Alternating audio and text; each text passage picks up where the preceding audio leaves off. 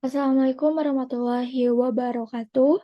Saya Nur Habibatus Sophia dengan NIM 2109202 akan memaparkan hasil karya tulis ilmiah dengan judul Pengaruh Reward dan Punishment terhadap Kinerja Pegawai di Dinas Pendidikan Kota Bandung. Yang pertama, latar belakang.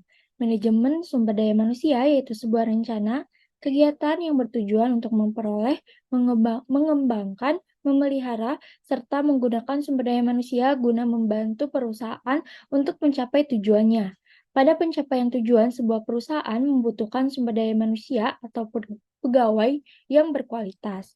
Kualitas sumber daya manusia yang maksimal sangat diperlukan dalam menjaga dan meningkatkan kualitas perusahaan, menurut Haras, tahun 2020.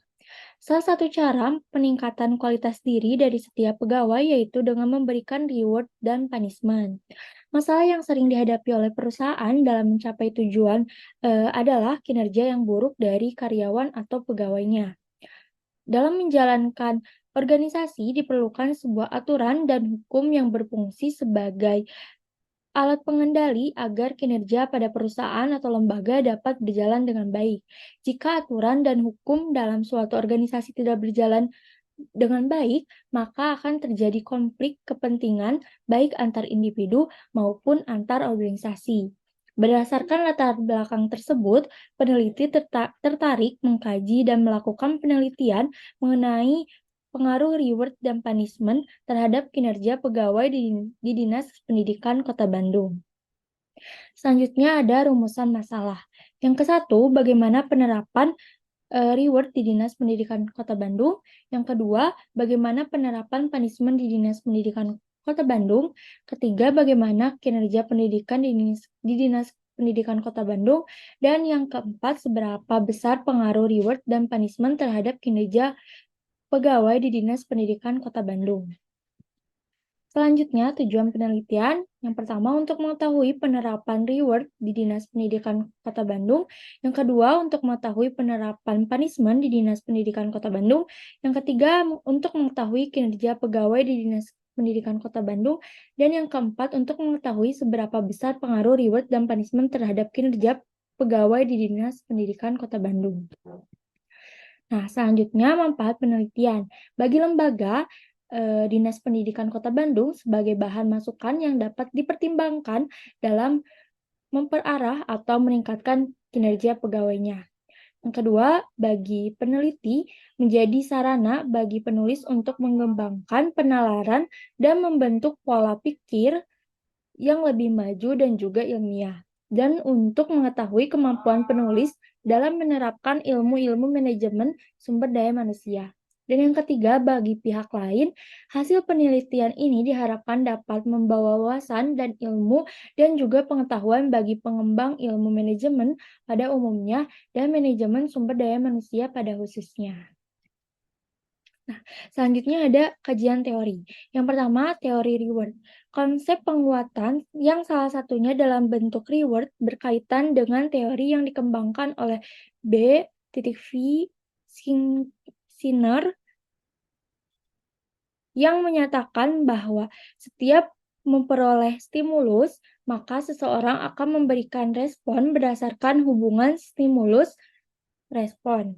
Respon yang diberikan dapat sesuai benar dan tidak sesuai atau salah. Respon yang benar perlu diberikan penguatan agar termotivasi untuk mengulang kembali responnya. Yang kedua, teori punishment. Menurut Suparmi 2019, punishment adalah ancaman hukuman yang bertujuan untuk memperbaiki kinerja karyawan pelanggar, memelihara peraturan yang berlaku, dan memberikan pelajaran kepada pelanggar. Dan yang ketiga, teori kinerja. Setiap pegawai dalam organisasi dituntut untuk memberikan kontribusi positif melalui kinerja yang baik, mengingat kinerja organisasi tergantung pada kinerja pegawainya, menurut Gibson. Nah, selanjutnya ada penelitian terdahulu. Yang pertama, pengaruh pemberian reward dan pelaksanaan punishment terhadap kinerja pegawai Dinas Pendidikan Kabupaten Nagaraya oleh Muhammad Banta, Karullah, Sarifah Mauli, Mas Yithah pada tahun 2022. Dan yang kedua, ada pengaruh reward dan punishment terhadap kinerja pegawai di Dinas Pendidikan dan Kebudayaan Kabupaten Kutai Timur oleh Ruslan Masud pada tahun 2017. Nah, penelitian yang akan dilakukan oleh peneliti memiliki kesamaan dan perbedaan dengan penelitian terkait, yaitu di sini perbedaan secara umum, yaitu yang pertama, waktu pelaksanaan penelitian, kedua, objek penelitian, dan yang ketiga, tempat pelaksanaan penelitian. Sedangkan persamaannya dengan penelitian yang dilakukan oleh peneliti secara umum terletak pada yang pertama, variabel yang diteliti, yaitu sama meneliti mengenai reward dan punishment terhadap kinerja pegawai, dan yang kedua, pendekatan penelitian yang digunakan yaitu pendekatan kuantitatif. Selanjutnya, kerangka berpikir. Input pada pencapaian tujuan sebuah perusahaan atau lembaga membutuhkan sumber daya manusia atau pegawai yang berkualitas. Salah satu cara dengan memberikan reward dan punishment. Nah, ada permasalahan kinerja buruk memberikan dampak negatif pada nilai perusahaan. Nah, dengan adanya penerapan reward dan punishment sebagai alat pengendali agar kinerja pegawai pada perusahaan atau lembaga dapat berjalan dengan baik. Nah, di proses ada reward X1, yaitu ada upah, gaji, insentif, dan tunjangan menurut Diki Saputra pada tahun 2017. Nah, yang X2-nya ada punishment. Punishment itu dibagi dua, ada punishment preventif, yaitu ada tata tertib, anjuran dan perintah, larangan, paksaan, dan disiplin. Yang kedua, punishment represif, yaitu ada pemberitahuan, teguran, peringatan, hukuman. Menurut Winda Sri Astuti dan kawan-kawan pada tahun 2018. Nah, yang variabel X-nya yaitu kinerja pegawai, yaitu ada kualitas kerja, ketetapan waktu, inisiatif, kemampuan komunikasi. Menurut Mikhail dalam buku Sedar Mayanti pada tahun 2001. Nah, outputnya peningkatan kinerja pegawai di Dinas Pendidikan Kota Bandung. Outcome-nya yaitu pencapaian sistem reward dan punishment. Nah, selanjutnya ada metode penelitian. Yang pertama, metode dan pendekatan. Metode penelitian yang dilakukan adalah deskriptif, kuantitatif dengan menggunakan pendekatan korelasi. Yang kedua, lokasi penelitian. Dinas Pendidikan Kota Bandung yang beralamatkan di Jalan Ahmad Yani No 239 Jalan Merdeka, Kecamatan Sumur Bandung, Kota Bandung, Jawa Barat, kode pos 40113. Teknik pengumpulan data yaitu menggunakan angket, kuesioner. Angket yaitu kumpulan dari pertanyaan yang diajukan secara tertulis kepada seseorang yang dalam hal ini ada responden, dan cara menjawab juga dilakukan secara tertulis. Selanjutnya ada sumber data. Dalam penelitian ini, subjek atau orang yang dilibatkan dalam kegiatan secara langsung maupun tidak langsung. Subjek yang terlibat dalam penelitian ini yaitu seluruh pegawai di Dinas Pendidikan Kota Bandung. Yang kelima ada mekanisme pengolahan data.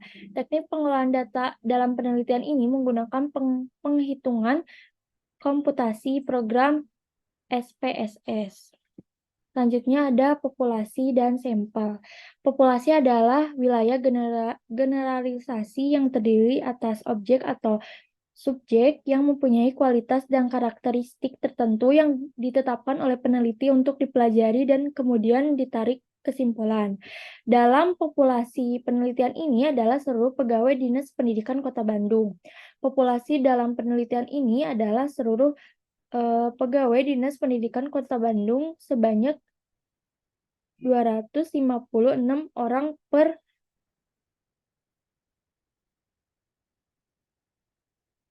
Juni 2022. Selanjutnya ada sampel.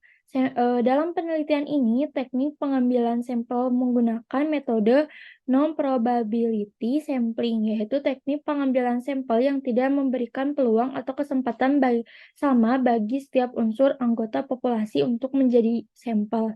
Adapun teknik yang digunakan accidental sampling, yaitu teknik penentuan sampel berdasarkan kebetulan. Siapa saja yang secara kebetulan bertemu dengan peneliti dapat digunakan sebagai sampel. Bila dipandang orang yang kebetulan ditemui itu cocok sebagai sumber data.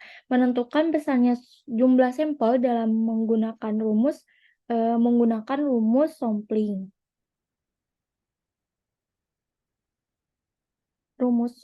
Slompin.